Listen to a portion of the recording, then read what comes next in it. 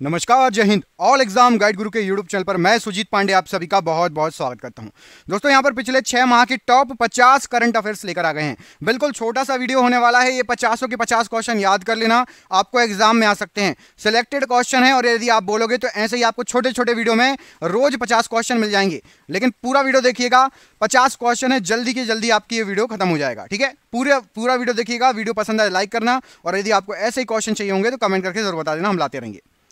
भारत में इंटरनेट क्रांति का जनक जिसे माना जाता है, जिनका हाल ही में निधन हो गया है, उनका नाम क्या है?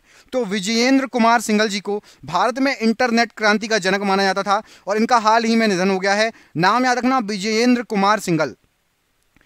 जिस आईटी कंपनी ने 110 बिलियन यूरो में डेनमार्क स्थित बेस लाइफ साइंस का अधिग्रहण करेगी, तो इन्फोसिस, ये डेनमार्क की एक कंपनी है जिसका नाम है बेस लाइफ साइंस, इसको खरीद लेगी, अधिग्रहण करेगी। 110 बिलियन यूरो में ये समझौता हुआ है। इन्फोसिस याद रखना, आईटी कंपनी। विश्व पेपर बैग दिवस कब मनाया जाता है? तो विश्व पेपर बैग दिवस ये आपका 12 जुलाई को मनाया जाता है। डेट याद रखना, 12 जुलाई, विश्व पेपर बैग दिवस। पंजाब की पटियाला कोर्ट ने मानव तस्करी केस में दलेर मेहंदी को जितने साल की सजा को बरकरार रखा है? तो दलेर मेहंदी बहुत ही फेमस सिंगर हैं, गाने आप लोगों ने सुने होंगे। तो 2 साल की सजा इनकी बरकरार रखी है। मानव तस्करी का केस चल रहा था दलेर मेहंदी जी पर, 2 साल की सजा है। कमेंट करके बताइए, हाल फिलहाल में एक सिंगर है पंजाब की, उनकी गोली मारकर हत्या कर दी गई थी। कौन है, क्या नाम है उनका? क्वेश्चन पूछा जा सकता है, आप न्यूज चैनल पर भी देख रहे होंगे, बहुत ज्यादा चर्चित हैं अभी। तो क्या नाम है उन सिंगर का? कमेंट बॉक्स में कमेंट करके बताइए। विश्व आर्थिक फोरम ने हाल ही में अपनी जेंडर गैप रिपोर्ट 2022 जारी की है।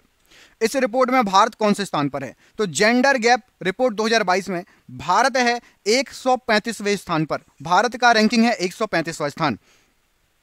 2011 की जनगणना के अनुसार भारत में सबसे अच्छा, सबसे अधिक लिंग अनुपात किस राज्य में है? कमेंट बॉक्स में कमेंट करके बताइएगा। 2011 की जनगणना के अनुसार कमेंट जरूर करिएगा। विश्व युवा कौशल दिवस कब मनाया जाता है? तो वर्ल्ड यूथ स्किल डे या युवा कौशल दिवस ये आपका 15 जुलाई को मनाया जाता है। वेरी वेरी आईएमपी क्वेश्चन है, डेट याद रखना। जिस देश की सरकार ने पूर्व प्रधानमंत्री शिंजो आबे के मरणोपरांत सुप्रीम ऑर्डर ऑफ द क्राइसेंथमम से सम्मानित करने का निर्णय लिया है? ये पुरस्कार शिंजो आबे आप सभी को पता होगा, जापान के पूर्व प्रधानमंत्री थे, इनका हाल ही में निधन हो गया है। शिंजो आबे जी, याद रखना, ये क्वेश्चन आपको एग्जाम में पूछा जा सकता है। केंद्रीय खान मंत्री प्रहलाद जोशी ने जिस शहर में खान और खनिजों पर 6वें राष्ट्रीय सम्मेलन का उद्घाटन किया, तो दिल्ली में खान और खनिजों पर 6वें राष्ट्रीय सम्मेलन का आयोजन किया गया है। और केंद्रीय खनन मंत्री कौन है? क्वेश्चन आए तो प्रहलाद जोशी जी, याद रखना। वित्त मंत्रालय के अनुसार भारतीय राष्ट्रीय ध्वज की बिक्री के लिए लागू जीएसटी दर क्या है? तो अभी आप देख रहे होंगे, बहुत कॉमेडी भी चल रही है, मीम्स भी बन रहा है, जीएसटी पर जीएसटी बढ़ाए जा रहे हैं, सभी चीज पर जीएसटी लग रही है। तो भारतीय राष्ट्रीय ध्वज पर 0% जीएसटी है। भारतीय राष्ट्रीय ध्वज पर 0% जीएसटी है। चीन और जिस देश द्वारा सी गार्डियंस 2 समुद्री अभ्यास आयोजित किया गया है, तो दोनों हमारे पड़ोसी देश है, चीन और पाकिस्तान। चीन और पाकिस्तान मिलकर सी गार्डियंस 2 समुद्री अभ्यास कर रहे हैं। टाइम आउट 2022 इंडेक्स के अनुसार जिस देश की राजधानी एडिनबर्ग दुनिया का सर्वश्रेष्ठ शहर बन गया है, स्टार लगा लो, मोस्ट आईएमपी क्वेश्चन है। स्कॉटलैंड की राजधानी एडिनबर्ग दुनिया का सर्वश्रेष्ठ शहर बन गया है टाइम आउट 2022 इंडेक्स के अनुसार। वह देश जो प्रत्येक वर्ष 14 जुलाई को राष्ट्रीय दिवस के रूप में मनाता है, जिसे बास्टील दिवस भी कहा जाता है। तो बास्टील दिवस, फ्रांस जो है 14 जुलाई को राष्ट्रीय दिवस के रूप में मनाता है, उसको बास्टील दिवस भी कहा जाता है। भारत की पल्लवी सिंह ने जिस देश के ये ओत्सु शहर में आयोजित फाइनल में मिसेज यूनिवर्स डिवाइन का खिताब जीत लिया है, तो दक्षिण कोरिया में यह आयोजन हुआ था, मिसेज यूनिवर्स डिवाइन, और इसको जीत लिया है भारत की पल्लवी सिंह ने। नाम याद रखना, पल्लवी सिंह ने इसको जीत लिया है। दक्षिण कोरिया में यह हुआ था आपका मिसेज यूनिवर्स डिवाइन खिताब। भारत के अर्जुन बाबूता ने अंतरराष्ट्रीय निशानेबाजी खेल महासंघ विश्व कप चरण में कौन सा पदक जीता है? तो निशानेबाजी, अंतरराष्ट्रीय निशानेबाजी खेल महासंघ विश्व कप में इन्होंने स्वर्ण पदक जीत लिया है, गोल्ड मेडल जीता है। नाम है अर्जुन बाबूता। राष्ट्रीय मत्स्य किसान दिवस किस दिन मनाया जाता है? तो राष्ट्रीय मत्स्य किसान दिवस ये 10 जुलाई को मनाया जाता है, याद रखिएगा। अगला क्वेश्चन देखिए, विश्व स्वास्थ्य संगठन WHO के अनुसार जिस देश में मारबर्ग वायरस रोग के 2 संदिग्ध मामले मिले हैं, तो घाना में नया वायरस आया है मारबर्ग वायरस, इसके 2 संदिग्ध केस मिले हैं WHO के अनुसार। केंद्र की नई शिक्षा नीति को प्री प्राइमरी स्तर पर लागू करने वाला देश का पहला राज्य कौन सा बन गया है? तो जो केंद्र ने शिक्षा नीति लागू की थी, उत्तराखंड देश का पहला राज्य बन गया है जिसने इसको लागू कर लिया है। मोस्ट IMP क्वेश्चन है, नोट कर लेना। भारतीय रिजर्व बैंक RBI ने मीना हेमचंद्र को जिस बैंक के अंशकालिक अध्यक्ष के रूप में मंजूरी दी है, तो मीना हेमचंद्र जी करुण वैश्य बैंक की जो है नई अध्यक्ष बन चुकी है, याद रखिएगा। प्रधानमंत्री नरेंद्र मोदी ने जिस राज्य के देवघर में हवाई अड्डे का उद्घाटन किया है, तो झारखंड के देवघर में हवाई अड्डे का उद्घाटन किया गया है। विश्व मलाला दिवस कब मनाया जाता है? तो 12 जुलाई को विश्व मलाला दिवस मनाया जाता है। क्वेश्चन कई बार एग्जाम में आ चुका है। विश्व शांति फोरम 2022 का आयोजन किस देश में किया गया? तो चीन में विश्व शांति फोरम 2022 का आयोजन किया गया। भारत के जिस लेफ्टिनेंट जनरल को दक्षिण सूडान में UN मिशन का नया सैन्य कमांडर नियुक्त किया गया है, तो मोहन सुब्रमण्यम, ये दक्षिणी सूडान में UN मिशन की तरफ से नए सैन्य कमांडर नियुक्त किए गए हैं। भारतीय रिजर्व बैंक RBI ने हाल ही में नियमों का पालन न करने के लिए कितने सहकारी बैंकों पर जुर्माना लगाया है? 3 बैंकों पर RBI ने जुर्माना लगाया है। संयुक्त राष्ट्र के अनुसार जो देश 2023 में चीन को पीछे छोड़कर दुनिया का सबसे अधिक जनसंख्या वाला देश बन जाएगा, तो 2023 में भारत में दुनिया की सबसे अधिक जनसंख्या हो जाएगी। जिस IIT संस्था के शोधकर्ताओं द्वारा पीवट नाम का एक आर्टिफिशियल इंटेलिजेंस बेस्ड उपकरण विकसित किया है, तो IIT मद्रास ने पीवट नाम का एक आर्टिफिशियल इंटेलिजेंस बेस्ड उपकरण लॉन्च किया है, विकसित किया है, जिसको हाल ही में अंतर्राष्ट्रीय मुद्रा कोष IMF के पूर्व मुख्य अर्थशास्त्रियों की दीवार में शामिल किया गया है। तो पूर्व मुख्य अर्थशास्त्रियों की दीवार में गीता गोपीनाथन जी को शामिल किया गया है, IMF ने शामिल किया है।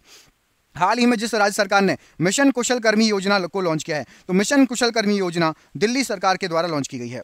भारत ने भीषण आर्थिक संकट से जूझ रहे जिस देश को ऋण सुविधा के तहत 44,000 टन से अधिक यूरिया मुहैया कराया है, तो श्रीलंका को 44,000 टन से अधिक यूरिया मुहैया कराया है।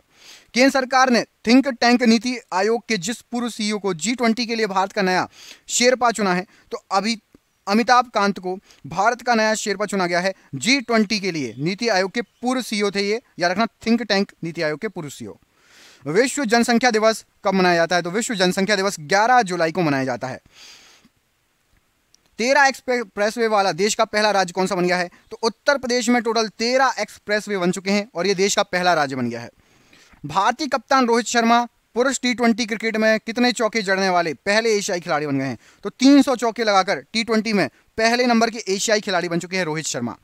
सुप्रीम कोर्ट ने हाल ही में जिस भगौड़े कारोबारी को कोर्ट से जानकारी छिपाने के से जुड़े 2017 के अवमानना मामले में 4 माह की जेल की सजा सुनाई है, तो विजय माल्या को 4 माह की जेल की सजा सुनाई गई है।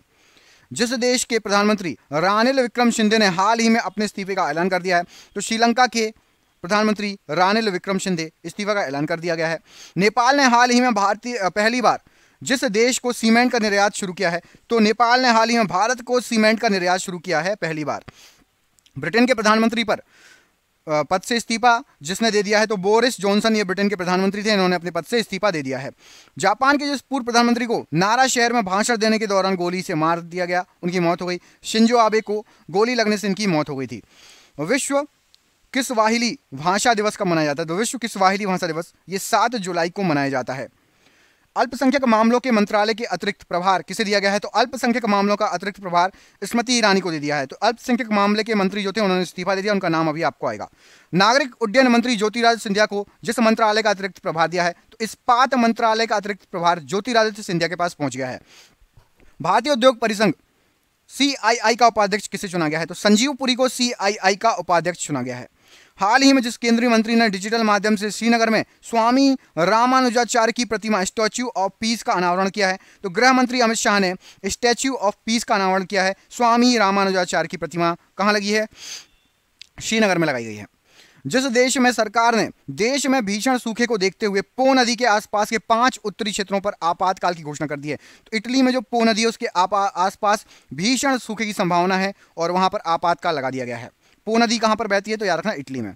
केंद्रीय स्वास्थ्य मंत्रालय ने 18 साल से अधिक आयु के लोगों के लिए बूस्टर डोज के अंतर को 9 महीने से घटाकर कितना कर दिया है? यदि आप 18 साल से अधिक हो और आपने दूसरी डोज ले ली है तो आप 6 महीने के भीतर, 6 महीने बाद बूस्टर डोज लगवा सकते हैं, मतलब तीसरी डोज लगवा सकते हो।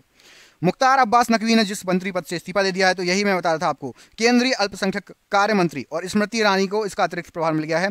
मुख्तार अब्बास नकवी थे केंद्रीय अल्पसंख्यक मंत्री।